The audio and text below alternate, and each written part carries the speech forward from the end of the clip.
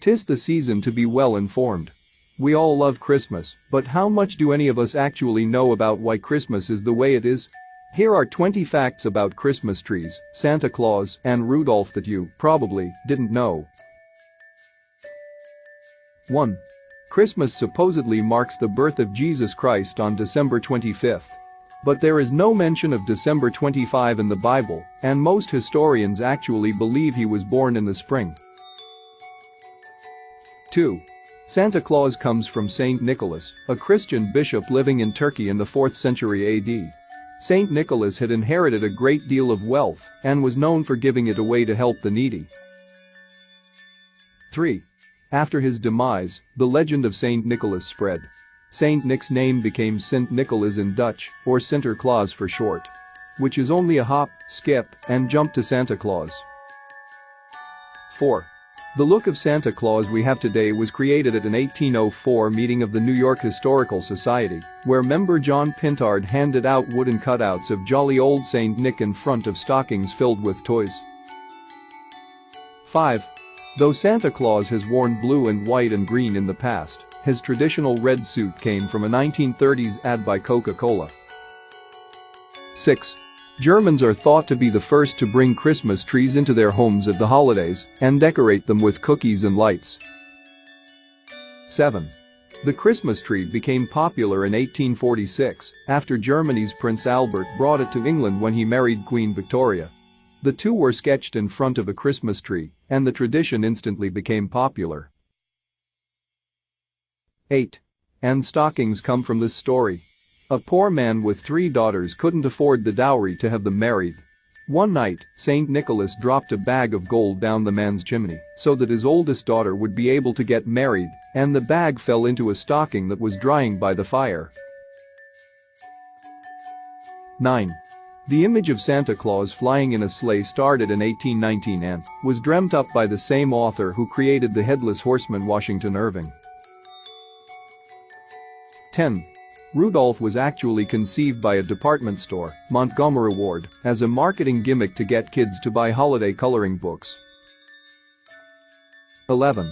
The use of the term Christmas dates back to the 16th century. The X in the word Christmas comes from the ancient Greek language. In Greek, Christ begins with the letter X. So, Christmas simply means Christmas. 12. The tradition of caroling is based on the English custom of wassailing, which was a tradition to toast to someone's good health and fortune. Saint Francis of Assisi took this tradition and converted it to the modern form of caroling. 13. Alabama was the first state in the U.S. to recognize Christmas as a holiday in the year 1836. You might be curious to know about the last state too. It's Oklahoma. Oklahoma recognized Christmas as a holiday in the year 1907.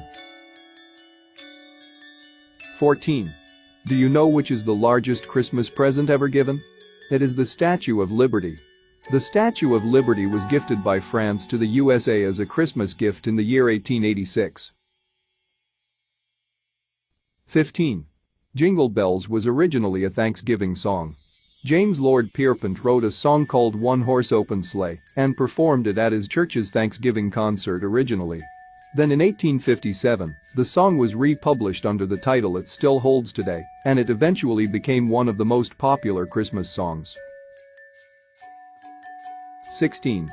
The poem that introduced us to the other 8 reindeer, A Visit from St. Nicholas, actually named Drop Dasher, Dancer, Prancer, Vixen, Comet, Cupid, Dooner and Blixen.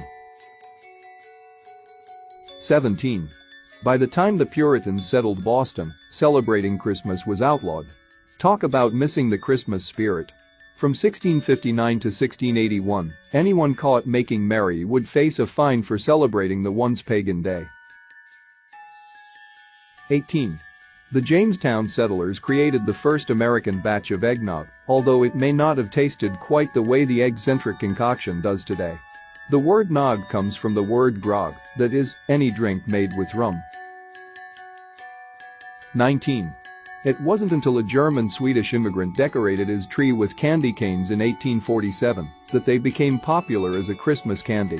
Today, we'd hardly recognize the season without those little red and white stripes. 20. Santa has his own zip code in Canada. Every year, letters to Santa Claus flood post offices across the world, cementing their reputation as one of the nicest countries going. Some big-hearted Canadian post office workers even started answering them. As more letters arrived, they set up a special zip code for Santa as part of a Santa letter writing program literacy initiative. The zip code?